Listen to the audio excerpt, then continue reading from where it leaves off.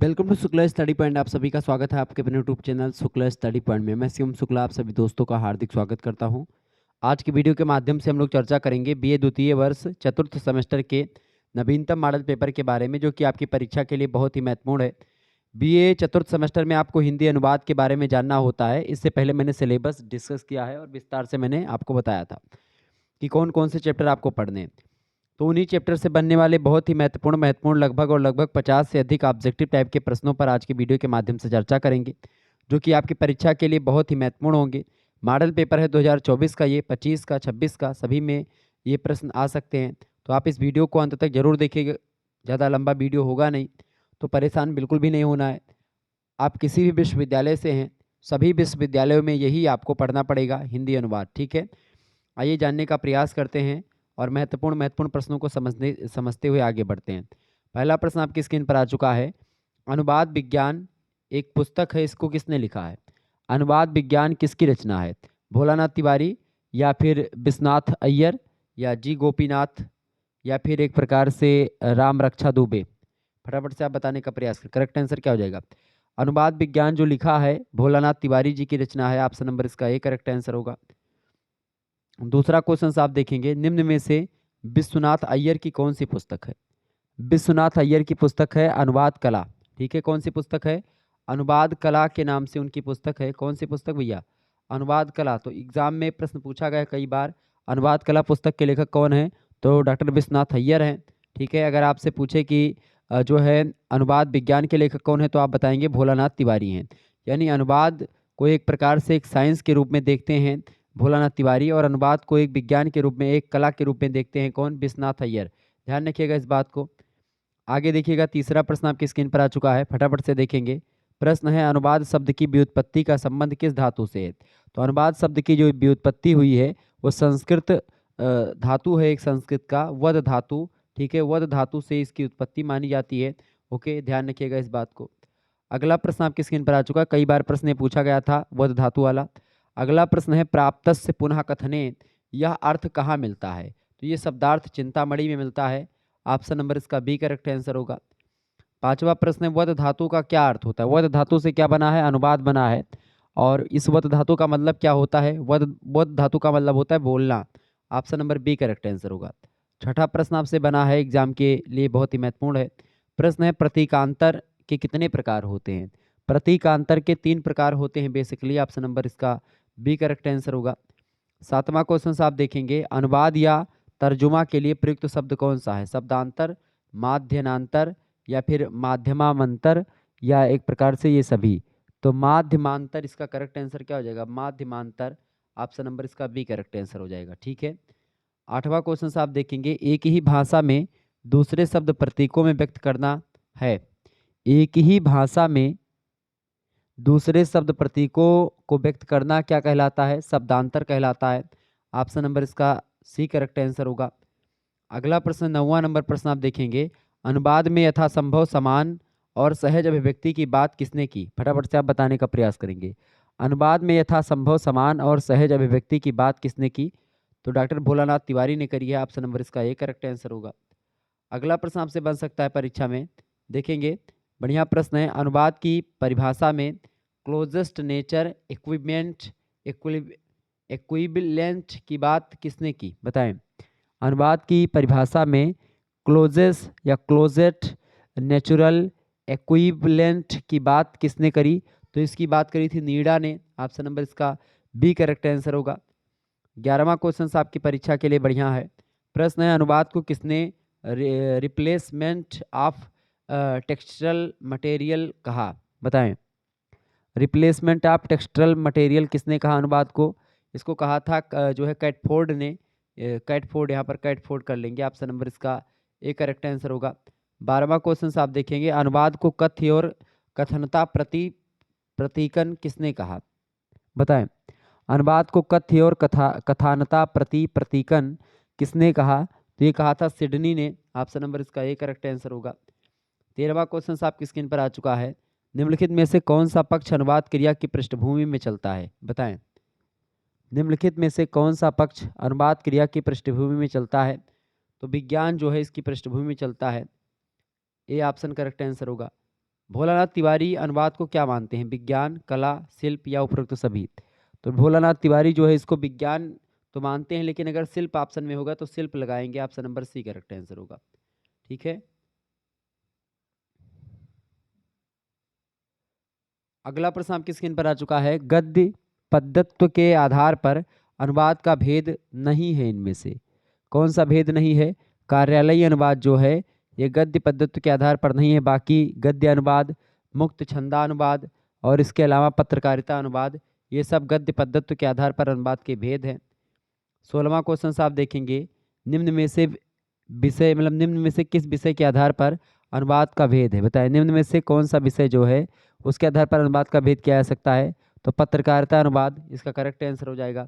कथा अनुवाद, काव्य अनुवाद और गद्य अनुवाद ये जो है ये अनुवाद का भेद नहीं है। आगे देखेंगे, अगला प्रश्न है, अनुवाद का भेद है लेकिन इस आधार पर नहीं कर सकते। कथानुवाद, काव्यानुवाद और गद्यानुवाद इस आधार पर आप अनुवाद का भेद नहीं कर सकते। पत्रकारिता अनुवाद को आधार बना करके आप अनुवाद का भेद कर सकते हैं। 17वां क्वेश्चन आप देखिएगा, कौन सा शब्द शब्दानुवाद के लिए प्रयुक्त नहीं है? Literal translation, verbal translation, sense for sense या सेंस ऑफ ट्रांसलेशन? बताएं 17वें का करेक्ट आंसर क्या हो जाएगा? फटाफट से आप बताने का प्रयास करेंगे, बताइएगा सभी लोग। कौन सा शब्द शब्दानुवाद के लिए प्रयुक्त नहीं है इनमें से? तो सेंस फॉर सेंस प्रयोग नहीं किया जाता, बाकी literal translation and verbal translation, sense of translation in सभी का प्रयोग किया जाता है। 18वां क्वेश्चन आप देखेंगे, मूलनिष्ठ अनुवाद किस आधार पर विभाजित है? बताएं, मूलनिष्ठ अनुवाद किस आधार पर विभाजित है? प्रकृति के आधार पर विभाजित है। किसके आधार पर? मूलनिष्ठ अनुवाद जो है वो प्रकृति के आधार पर विभाजित है। ऑप्शन नंबर इसका ए करेक्ट आंसर होगा। आगे देखेंगे, 19 नंबर क्वेश्चन आ चुका है, ट्रांसइंस्क्रिप्शन का हिंदी अनुवाद क्या है? ट्रांसइंस्क्रिप्शन का या ट्रांसस्क्रिप्शन का हिंदी अनुवाद होता है प्रतिलेखन। Option number B correct answer होगा इसका।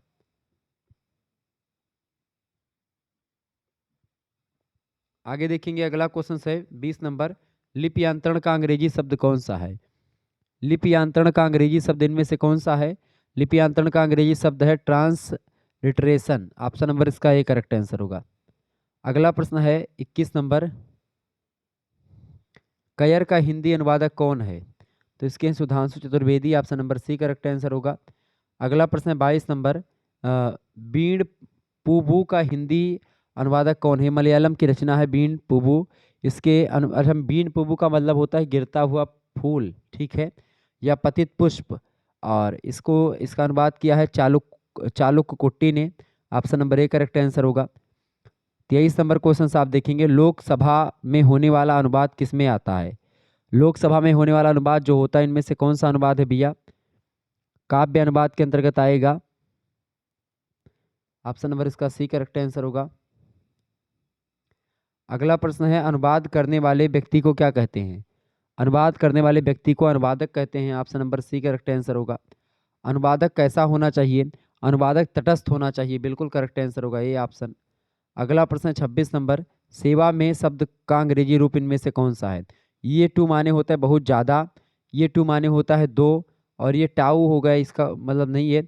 ये टू होता है सेवा में। सेवा में के लिए जब आप कोई पत्र वगैरह लिखते हैं तो ये इस टू का प्रयोग करते हैं। सेवा में श्री प्रधानाचार्य टू द प्रिंसिपल, तो ये वाला टू रहता है उसमें, ठीक है।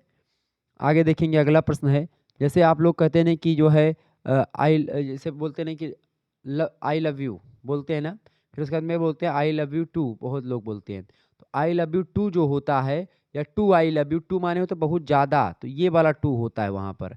आई लव यू टू में ये वाला टू होता है, ये वाला टू नहीं होता है, ना ये वाला होता है ना ये वाला होता है। सेवा में आप देखेंगे ये वाला टू होता है। बी ऑप्शन करेक्ट आंसर होगा, ठीक है। अगला देखेंगे, व्याकरण अनुवाद विधि निम्न में से कौन सी है? व्याकरण अनुवाद विधि निम्न में से कौन सी है? प्राचीन विधि जो है यह व्याकरण अनुवाद विधि है। ऑप्शन नंबर इसका ए करेक्ट आंसर होगा। 28 नंबर प्रश्न है, अनुवाद पाठ योजना मौन वाचन अनंतर है। बताएं, अनुवाद पाठ योजना मौन वाचन अनंतर है, चित्रांकन इसका करेक्ट आंसर होगा ए ऑप्शन। अगला प्रश्न परीक्षा में कई बार आया हुआ है, मैनेजर का हिंदी रूप। मैनेजर का हिंदी रूप क्या होता है? प्राचार्य, प्रभु, प्रभारी या प्रबंधक? मैनेजर का हिंदी रूप होता है प्रबंधक। ऑप्शन नंबर इसका बी करेक्ट आंसर होगा। 30वां प्रश्न है, प्रधानमंत्री का अंग्रेजी रूप कौन सा है? प्रधानमंत्री को अंग्रेजी में क्या कहते हैं? प्रेसिडेंट राष्ट्रपति को कहते हैं, चीफ मिनिस्टर मुख्यमंत्री को कहते हैं, प्राइम मिनिस्टर को बोलते हैं प्रधानमंत्री। ऑप्शन नंबर इसका ए करेक्ट आंसर हो जाएगा, prime minister is right answer. आगे बढ़िएगा, अगला प्रश्न आपकी स्क्रीन पर आ चुका है, फटाफट से आप देखिएगा, इंपॉर्टेंट है परीक्षा की दृष्टि से। देखिए 31 नंबर प्रश्न है, प्रेषक शब्द का अंग्रेजी रूप। प्रेषक शब्द का अंग्रेजी रूप कौन सा है? प्रेषक माने भेजने वाला, तो प्रेषक में आप देखते हैं यहाँ पर देखिए, यहाँ पर फोर लिखा, फोर नहीं होता है, ठीक है। और इसके अलावा FORM भी नहीं, FORM भी नहीं होता है, ठीक है, ये बात ध्यान रखेंगे। FORM भी नहीं होता, ये भी गलत है। इसके अलावा यहाँ पर लिखा हुआ FOAM, ये भी गलत है। फॉर्म होता है, ऑप्शन नंबर फ्रॉम, ठीक है, FROM, ये फ्रॉम होता है प्रेषक के लिए, ठीक है, इसके लिए भेजना होता है अंग्रेजी में। जो प्रेषक होता है, जहाँ पर प्रेषक लिखा होता है वहीं पर फ्रॉम लिखते हैं कि भाई, ठीक है, पत्र भेजा जाता है। तो अगला प्रश्न, कोई लेटर भेजते हैं तो लेटर शब्द का हिंदी रूप क्या होता है? बहुत ही बढ़िया प्रश्न, परीक्षा में कई बार आया है। लेटर शब्द का हिंदी रूप कौन सा है? पत्र। लेटर माने क्या होता है? पत्र, सी ऑप्शन। अगला क्वेश्चन आपकी स्क्रीन पर आ चुका है, 33 नंबर, निम्नलिखित वाक्य के सही अंग्रेजी अनुवाद वाला विकल्प चुने। मुझे उपन्यास पढ़ने का शौक है, इसका करेक्ट आंसर क्या हो जाएगा? I am fond of reading novels, बिल्कुल करेक्ट आंसर होगा ये ऑप्शन इसका। मुझे उपन्यास पढ़ने का शौक है, I am fond of reading novels. 34 number प्रश्न है, मेमोरेंडम का हिंदी अनुवाद क्या है? बढ़िया प्रश्न, परीक्षा में आया हुआ है। मेमोरेंडम का हिंदी अनुवाद है ज्ञापन, option number B correct answer हो जाएगा। अगला प्रश्न 35 नंबर प्रश्न आपकी स्क्रीन पर आ चुका, माइग्रेशन आर ऑलवेज डिफिकल्ट का हिंदी अनुवाद क्या है? मतलब माइग्रेशन माने विस्थापन, विस्थापन हमेशा मुश्किल होता है, इसलिए आप देखते हैं माइग्रेशन सर्टिफिकेट एक आपको मिलता होगा जब आप एक यूनिवर्सिटी से दूसरी यूनिवर्सिटी में नाम लिखाते हैं, तो उसके लिए माइग्रेशन की ज़रूरत पड़ती है, तो विस्थापन होता है माइग्रेशन का मतलब, ठीक है, विस्थापन सर्टिफिकेट होता है वो। 36 नंबर क्वेश्चन आप देखेंगे, जो है फाल्सिफिकेशन ऑफ अकाउंट्स के लिए हिंदी में कौन सा शब्द प्रयोग किया जाता है? फाल्सिफिकेशंस ऑफ अकाउंट्स के लिए लेखा मिथ्याकरण शब्द का प्रयोग करते हैं हिंदी में, option number C correct answer हो जाएगा। इंपॉर्टेंट प्रश्न परीक्षा में पूछा जाता है। 37 नंबर क्वेश्चन देखेंगे, निम्नलिखित अनुवाद वाक्यों में से गलत जोड़ी चुने इनमें से। देखिए, ऊँट के मुंह में जीरा, a drop in the ocean, ठीक है ये। एक फूल से माला नहीं जो है मानती, एक फूल से माला नहीं बनती है, one flower makes no garland, जैसा बाप वैसा बेटा, लाइक फादर लाइक सन, लोहे को लोहा काटता है, डायमंड्स कट डायमंड्स, ये हीरा हो जाएगा डायमंड का मतलब, तो ये गलत हो गया आपका, बाकी सब सही है, ऑप्शन नंबर इसका डी करेक्ट आंसर होगा। अगला प्रश्न है 38 नंबर, अन्य भाषा के शिक्षण में अनुवाद पद्धति महत्वपूर्ण होती है और इसकी उपयोगिता में सम्मिलित नहीं है, सही विकल्प चुनिए, बताएं। तो इसका सही विकल्प होगा मूल भाषा के मुख्य भाव की कमी, ऑप्शन नंबर इसका ए करेक्ट आंसर होगा। 39 नंबर क्वेश्चन आपकी स्क्रीन पर आ चुका है, किसी अनधिगम भाषा को समझने में अनुवाद शिक्षण महत्वपूर्ण है, इस शिक्षण का उद्देश्य क्या है? इस शिक्षण का उद्देश्य होता है पुस्तक पाठ से, लेखन कौशल से और शब्दकोश से, डी होगा इन सभी से, ये सभी। अगला प्रश्न 40 नंबर, अनुवाद व्याकरण विधि किस पर बल देती है? तो अनुवाद व्याकरण विधि जो है ये शुद्ध उच्चारण और प्रवाह दोनों पर बल देती है, option number C correct answer हो जाएगा, ए और बी दोनों करेक्ट आंसर होगा। 41 नंबर प्रश्न आप देखिएगा, बढ़िया प्रश्न है परीक्षा की दृष्टि से। प्रश्न है, कठोर अभ्यास निम्नलिखित में से कौन सी मुख्य पद्धति है? कठोर अभ्यास निम्नलिखित में से कौन सी मुख्य पद्धति है? क्रीड़ा विधि, व्याकरण अनुवाद विधि, समग्र भाषा पक्ष या संप्रेषण पक्ष? तो कठोर अभ्यास जो है वो व्याकरण अनुवाद विधि होती है, ऑप्शन नंबर इसका बी करेक्ट आंसर होगा। 42 नंबर प्रश्न है, अनुवाद पाठ योजना में मौन वाचन के पश्चात क्या आता है? तो अनुवाद पाठ योजना में मौन वाचन के पश्चात जो आता है वो आता है चित्रांकन, ऑप्शन नंबर इसका सी करेक्ट आंसर हो जाएगा, चित्रांकन इज राइट आंसर। अगला क्वेश्चन आपकी स्क्रीन पर आ चुका 43 नंबर, व्याकरण शिक्षण में निम्न में से आधुनिक विधियां हैं, बताएंगे फटाफट से, करेक्ट आंसर इसका क्या हो जाएगा? प्रश्न क्या है, व्याकरण शिक्षण में निम्न में से आधुनिक विधियां कौन सी हैं? तो व्याकरण शिक्षण में जो आधुनिक विधियां हैं उनमें आपका देखिए पाठ्य पुस्तक विधि, सहयोग समवाय विधि, भाषा संसर्ग विधि, आगमन निगमन विधि, ये सारी विधियां व्याकरण शिक्षण में आधुनिक विधियों के अंतर्गत आती हैं, ऑप्शन नंबर ई लगा देंगे, उपरोक्त तो सभी विधियां। 44 नंबर प्रश्न है, शब्दकोश में निम्न में से सर्वप्रथम आने वाला शब्द कौन सा इनमें से? शब्दकोश में इन चारों में से सबसे जो पहले आएगा वो आएगा जबरदस्त शब्द। ठीक है, ऑप्शन नंबर ए करेक्ट है, क्योंकि जबरदस्त शब्द जो है सभी जे से स्टार्ट होंगे। ठीक है, उसके बाद में आप देखेंगे, लेकिन जो सबसे पहले शब्द आएगा, देखिए जे के बाद में, जा के बाद में यहाँ पर अगर ए, यहाँ पर जमा अगर लिखेंगे आप तो भी आप देखेंगे जा जा, उसके बाद में फिर माँ यहाँ पर आएगा तो ये नहीं होगा, बाद में आएगा। रा आएगा, ये भी बाद में। जा के बाद में फिर रा आएगा तो ये भी गलत, बाद में आएगा। जबरदस्त यानी कि जे के बाद में फिर बी आएगा, और यहाँ पर जे के बाद में यम आएगा, तो यम और बी में सबसे पहले कौन आता है? बी पहले आएगा, तो इसीलिए जबरदस्त जो होगा इन सब में पहले आएगा। ऐसे ही आपको छाट करना होता है। 45 नंबर प्रश्न है, शब्दकोश में निम्न में से सर्वप्रथम आने वाला शब्द कौन सा है? सर्वप्रथम कौन सा शब्द? देखें, पा फा बा भा, देखें देखें, का खा गा घा, ऐसे देखेंगे, ता था दा धा ना, फिर उसके बाद ता था दा धा ना, ना ये आता है, उसके बाद में फिर पा और फा आता है, यानी ना पहले आएगा, फा बाद में आएगा। ना पहले आएगा और सभी फा फा से शुरू हुए तो फा बाद में आएंगे, यानी पहले आने वाला शब्द जो होगा वो सी होगा। ठीक है, नौका। अगला क्वेश्चन से 46 नंबर, शब्दकोश में निम्न में से सबसे अंत में आने वाला शब्द कौन सा इनमें से? देखें, सा, यहाँ पर आधा सा दिया हुआ है सब, सा पहले आएगा और हा बाद में आएगा। सा सा हा, तीनों सा पहले आते हैं, उसके बाद में हा आता है, तो बाद में सबसे कौन आएगा? हृदय आएगा। ए ऑप्शन इसका करेक्ट आंसर हो जाएगा, हा। ठीक है, सॉरी, ए ऑप्शन हृदय। अगला क्वेश्चन आपके स्क्रीन पर आ चुका है, फटाफट से आप देखने का प्रयास करेंगे। 47 नंबर प्रश्न है, एक पृष्ठ पर निर्देश शब्द आपस में आपस व आबादी हैं, किसी कारण बस उसका आधा पृष्ठ फट जाता है, तो निम्न में से कौन सा शब्द चला गया है? बताएं। आपस और आबादी। प्रश्न कह रहा कि एक पृष्ठ पर निर्देश शब्द आपस व आबादी है, किसी कारण बस उसका आधा पृष्ठ फट जाता है, तो निम्न में से कौन सा शब्द चला गया है? आबाद शब्द जो है चला गया है। ऑप्शन नंबर इसका बी करेक्ट आंसर होगा। अगला क्वेश्चन है, एक पृष्ठ पर निर्देश शब्द प्रगति व प्रतिकूल है, इसे पृष्ठ पर निम्न में से कौन सा शब्द आएगा? उसे पृष्ठ पर निम्न में से कौन सा शब्द आएगा? प्रजा शब्द आएगा। ऑप्शन नंबर इसका ए करेक्ट आंसर होगा। उसी शब्द पर, उसी पृष्ठ पर। अगला क्वेश्चन से मतलब कि उसी पृष्ठ का मतलब सीधा सीधा से प्रज्ञा चल रहा है, प्रगति चल रहा है, प्रतिकूल चल रहा है, तो प्रजा शब्द आएगा उससे पहले। ठीक है, चूंकि उसी पृष्ठ पर, जैसे कि आप जो है जब एक प्रकार से अल्फ़ाबेटिकल सेक्शन में डिक्शनरी होती है, कोश होता है, शब्दकोश, तो उसमें आप देखेंगे सीरियल से होता है, पहले ए वाले पूरा हो जाते हैं, ए फिर ए के बाद में फिर आप देखते हैं ए के बाद में जितने पूरे हो जाते हैं तो ए बी वाले पहले आते हैं, ए बी वाले पहले ए वाले आते हैं, ए वाले, फिर ए बी वाले आते हैं, फिर ए सी वाले आते हैं, इस तरीके से चलते हैं। ठीक है, तो यही यहाँ पर पूछा जा रहा है। निम्न में से हिंदी शब्दकोश के अनुसार कौन सा शब्द पहले आएगा? बताएं। अंकुश, अंकित, अंगद या अंजीर? तो यहाँ पर ए और आधा बूंदी सब है, अंग अंग अंग। ठीक है, उसके बाद में आप देखें कु, यहाँ पर का है, यहाँ पर की है।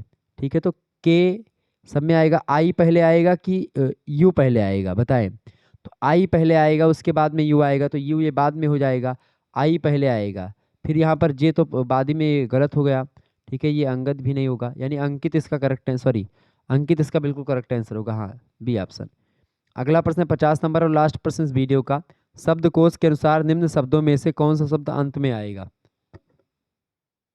तो ये सा जो होता है बाद में आता है, ये सा भी बाद में, ये सा भी बाद में आता है। सबसे पहले ये सा आता है, ये सा आता है, फिर ये सा आता है, फिर ये सा आता है, फिर उसके बाद में ये सा सबसे लास्ट में आता है। ठीक है, तो क्या पूछा गया है कि सबसे अंत में कौन सा आएगा? एक मिनट, हाँ, क्या पूछा गया है? सबसे अंत में कौन सा आएगा? नहीं, शब्दकोश के अनुसार निम्न शब्दों में से कौन सा शब्द अंत में आएगा? तो देखें, पहले कौन सा शब्द आता है? सा, फिर बड़ा सा आता है, ये आता है। ठीक है, तो ये तो हो गया। श्रेय की अगर बात की जाए, श्रेय शब्द जो है यहाँ पर श्रा जो शब्द है ये भी पहले आ जाता है। ठीक है, श्रा। ये सपाट जो शब्द है ये सबसे बाद में आएगा, डी ऑप्शन। ठीक है, सबसे बाद में आएगा, क्योंकि सबसे पहले ये आएगा इसमें, ये फिर उसके मतलब सबसे पहले ये आएगा, ये वाला श्रेय, फिर सबरी, फिर षटकोण, फिर सपाट आएगा, तो इसका डी ऑप्शन यानी अंत में सबसे पूछा गया तो सपाट होगा करेक्ट आंसर। ठीक है, तो ये आपके प्रश्न हो गए। होम साइंस का मॉडल पेपर तैयार हो चुका है, ये भी आपके समक्ष आ जाएगा जल्दी, तो आप इसको देख लीजिएगा। आवास और प्रसार शिक्षा के लगभग 100 से अधिक ऑब्जेक्टिव प्रश्नों पर इसमें चर्चा की गई है। तो आप चतुर्थ सेमेस्टर में आपको यही पढ़ना है, हाउसिंग एंड एक्सटेंशन एजुकेशन, ये भी मैंने बता दिया। शारीरिक शिक्षा और योग आपको को करिकुलर विषय के रूप में पढ़ना है फोर्थ सेमेस्टर में। जैसे आप लोगों ने थर्ड सेमेस्टर में human values and environmental studies का पढ़ा था, मानव मूल्य और पर्यावरण अध्ययन का पढ़ा था, ऐसे ही आपको शारीरिक शिक्षा और योगा के बारे में पढ़ना है बीए बीएससी बीकॉम बीएससी एजी बीएससी होम साइंस के चौथे सेमेस्टर में। तो इसका पहला मॉडल पेपर आ चुका है, इसका 4-5 मॉडल पेपर और दूंगा मैं, तो इसके लिए आप तैयार हो जाइएगा। इस वीडियो को ज़्यादा से ज़्यादा शेयर करें और देखें। ओके, धन्यवाद। मिलते हैं फिर नेक्स्ट वीडियो में, तब तक के लिए जय हिंद जय भारत। आप सभी का बहुत बहुत धन्यवाद हमारे से जुड़ने के लिए। Good night, I love you, बहुत बहुत धन्यवाद।